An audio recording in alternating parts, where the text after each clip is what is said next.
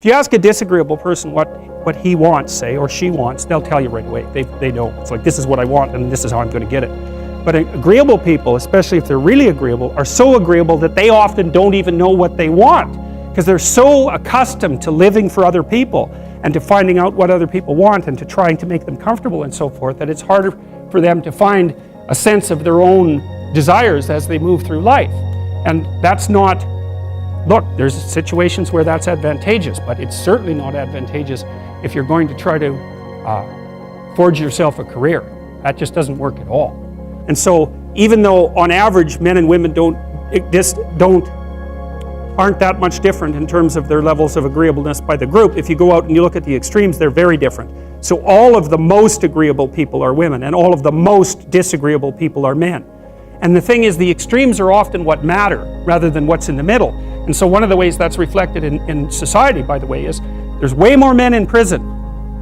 And the best personality predictor of being imprisoned is to be low in agreeableness. It makes you callous.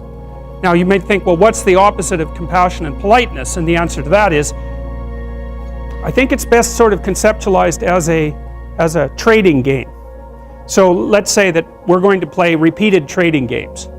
And if you're very agreeable, then you're going to bargain harder on my behalf than you're going to bargain on your own behalf.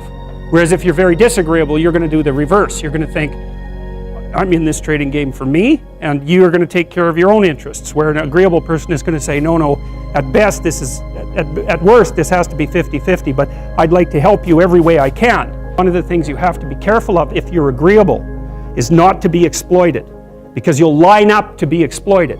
And I think the reason for that is because you're wired to be exploited by infants. And so that just doesn't work so well in that actual world. And one of the things that happens very often in psychotherapy, people come to psychotherapy for multiple reasons, but one of them is they often come because they're too agreeable. And so what they get is so-called assertiveness training, although it's not exactly assertiveness that's being trained. What it is the ability to learn how to negotiate on your own behalf. And one of the things I tell agreeable people, especially if they're conscientious, is say what you think. Tell the truth about what you think. There's going to be things you think that you think are nasty and harsh, and they probably are nasty and harsh, but they're also probably true. And you need to bring those up to the forefront and deliver the message. And it's not straightforward at all, because agreeable people do not like conflict. Not at all. They smooth the water. And you can see why that is in accordance with the hypothesis that I've been putting forward. You don't want conflict around infants. It's too damn dangerous. You don't want fights to break out. You don't want anything to disturb the relative peace. And if you're also more prone to being hurt physically and perhaps emotionally, you also may be loath to engage in the kind of high intensity conflict that will solve problems in the short term, because it takes a lot of conflict to solve problems in the short term. And if that can spiral up to where it's dangerous, which it can if it gets uncontrolled, it might be safer in the short term to keep the waters smooth and to not delve into those situations where conflict emerges. The problem with that is it's not a very good medium to long-term strategy, right? Because lots of times there are things you have to talk about because they're not going to go away. And the advantage to having a well-socialized disagreeable person is that they really don't let much get in their way. So if you can get a kid who's disagreeable socialized, that person can be quite the creature, because they're very forward-moving in their nature and very difficult to stop. But if you don't get them successfully domesticated, tamed, roughly speaking, by the time they're 4, their peers reject them. And that's a big problem, because your job as a parent is to make your child socially desirable by the age of 4. Like you want to burn that into your brain, because people don't know that. That's your job. And here's why. It's easy if you think about it carefully. So you imagine you've got a 3-year-old child, so sort of halfway through that initial period of socialization, and you take that child out in public. Okay, what do you want for the child? Who cares about you? What do you want for the child? You want the child to be able to interact with other children and adults so that the children are welcoming and smile and want to play with him or her, and so the adults are happy to see the child and treat him or her properly. And if your child's a horrible little monster because you're afraid of disciplining them or you don't know how to do that properly, then what they're going to do is they're going to experience nothing but rejection from other children and false smiles from other parents and adults. And so then you're throwing the child out there into a world where every single face that they see is either hostile or lying. And that's not something that's going to be particularly conducive to the mental health or the well-being of your child. If your child can learn a couple simple rules of behavior, like don't interrupt adults when they're talking too much and pay attention and try not to hit the other kids over the head with the truck any more than is absolutely necessary, then and share and play properly, then when they meet other kids, the kids are going to try out a few little play routines on them, and that's going to go well, and then they're going to go off and socialize each other for the rest of their lives. Because that's what happens, is that from 4 years old onwards, the primary socialization with children takes place among other children.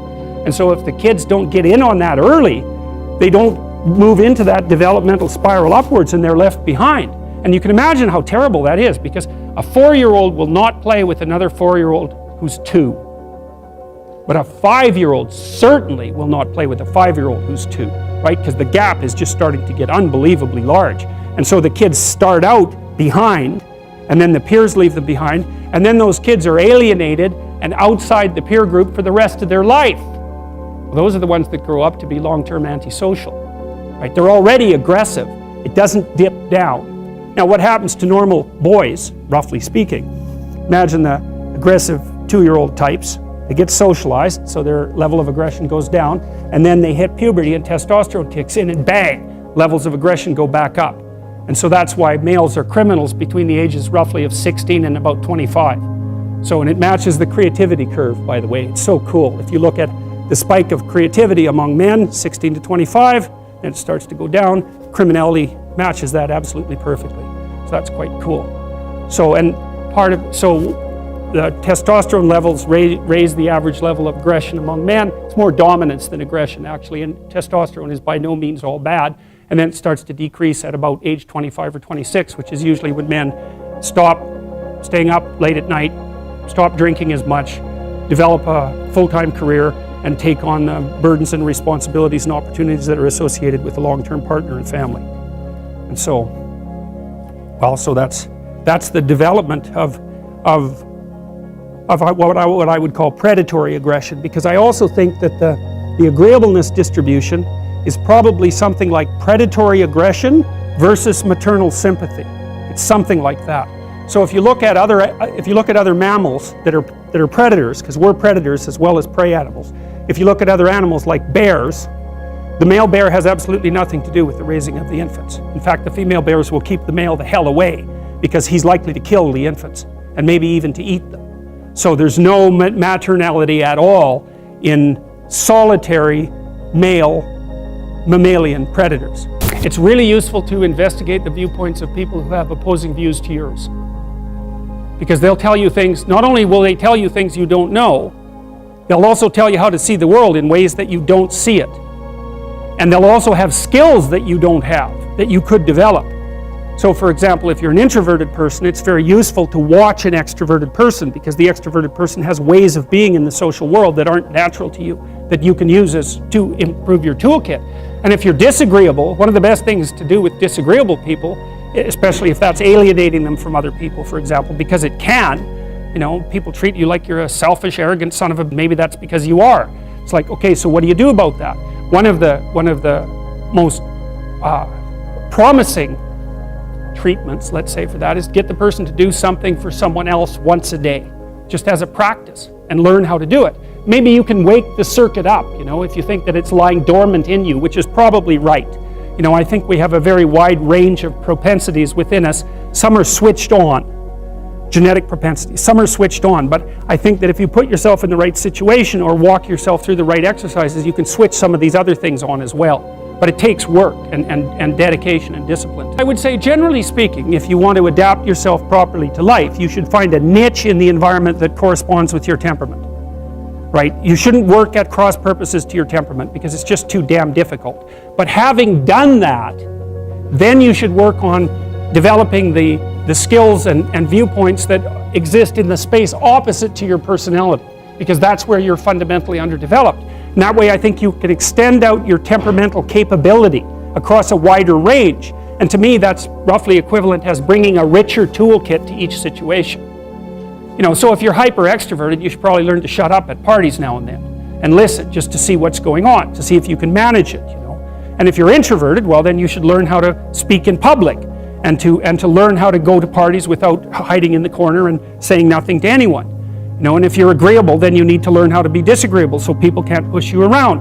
And if you're disagreeable, you need to learn how to be agreeable so that you're not an evil son of a bitch. So, and the same thing applies even in the conscientious domain. It's like if you're too conscientious, you need to learn to relax and let go a little bit. And if you're unconscientious, it's time, like, get out the Google Calendar, man, and start scheduling your day, right? And beat yourself on the back of the head with a stick until you're disciplined enough so that you can actually stick to something for some length of time and not living in absolute squalor, which is something that would characterize someone who's very disorderly, for example, because they don't notice. It doesn't bother them, disorder. It's like, maybe they can see it, but it doesn't have any emotional valence, and so it doesn't have any motivational significance. You know, so the other thing you might want to think about too, if you're choosing a partner, is try not to choose someone who's too distant from you on the temperamental variables, because you're going to have a hard time bridging the gap.